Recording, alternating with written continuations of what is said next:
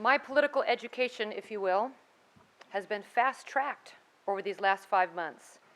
As many of you know, I am much more of a policy person than a political person. And it will not come as a shock to any of you that I am about facts and figures and rely on research and data to inform my decision-making, to reach rational, thoughtful solutions to problems. I am driven to find long-term, real solutions, not half measures just to survive to the next election. I cannot fathom why the governor is purposely throwing Alaska into a severe economic recession. It would be one thing if we didn't have the revenue, but we do. We have plenty of money. After the legislature spent 5 months creating a sensible and intelligent budget, we ended up with a $600 million surplus. The governor is cutting the budget not because we are in a fiscal crisis. It is to distribute nearly $2 billion to Alaskans, to the detriment of core government services like public safety, roads, and education, and in the process, putting the most vulnerable among us at risk. This is not the Alaska I grew up in. It is not the future I want for this great state. I may be a slow learner, but even I know that voting to give out a $3,000 permanent fund dividend is smart politics. But it is, without any doubt, really, really bad policy. If we had an affordable dividend, like between $1,500 to $1,600, which is well above the average of the last 40 years, we would be in much better financial shape. Here's the scary thing, Madam President, Speaker Edgman.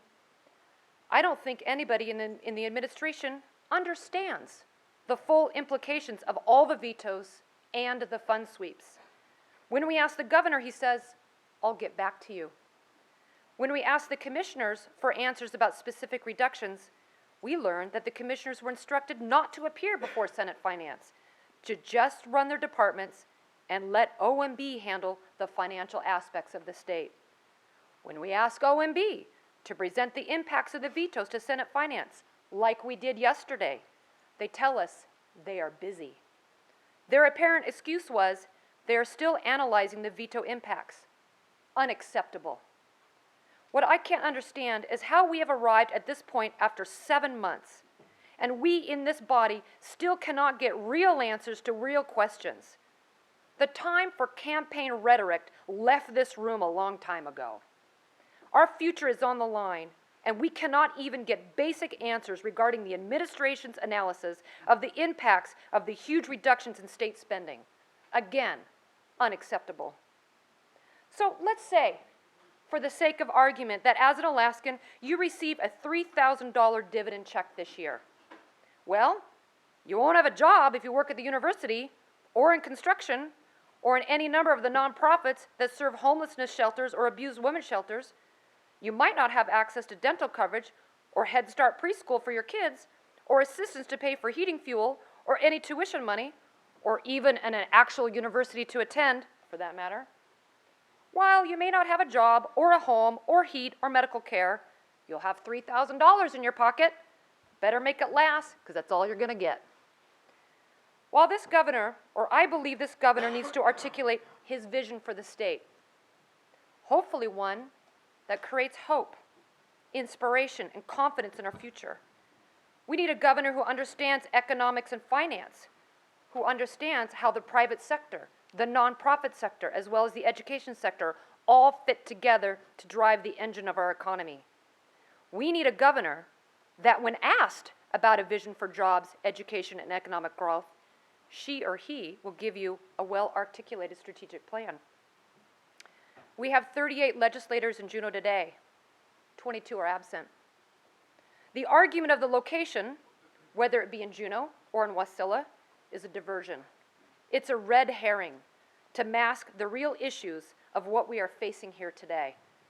Those issues are, number one, a lack of understanding of the real impact of the collective cuts, including the $200 million the legislature did, another $440 million the governor did with the vetoes, plus another $200 million in programming because the governor is going to drain the funds, like higher education, through the lack of a reverse sweep.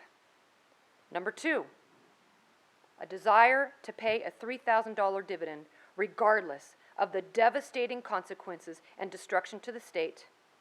And number 3, ignoring the long-term economic effects to the total permanent fund value by taking excessive draws in the earnings reserve account in order to pay for a dividend. I am a true fiscal conservative, and I don't criticize our governor lightly. I believe in smaller government, controlled spending, a spending cap, and a balance between core government services and economic investments in the right areas. I use numbers and data. I talk to leaders in the community and learn their perspective.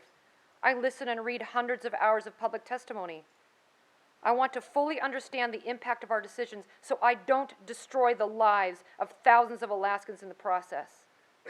And what I have learned, Madam President, Mr. Speaker, is that sometimes you have to spend money now in order to avoid paying much more money later. Mark my words, the vetoes the governor is making now and that some legislators refuse to override will bite us hard in the future by costing the state more money. When? Medicaid ER visits will increase as patient access to primary care is cut by well over $100 million. Crime will increase as homeless people will become desperate because they have nowhere else to go. Bright young minds will leave Alaska as they seek educational and job training opportunities outside of Alaska. This will force both government and private companies to pay to recruit employees to move to Alaska to work. Unemployment benefits are going to skyrocket because so many people will be out of work. There will be drug addicts on the street as over $6 million in behavioral health treatment and recovery grants have been vetoed. The list goes on. I'm almost done. To my fellow Alaskans, what kind of state do you want to live in? What kind of future do you want? I want one we can be all proud of, one based on a shared positive vision, constructed by hard work and cooperation and collaboration. That is what we are elected to do. Thank you. Thank you, Senator.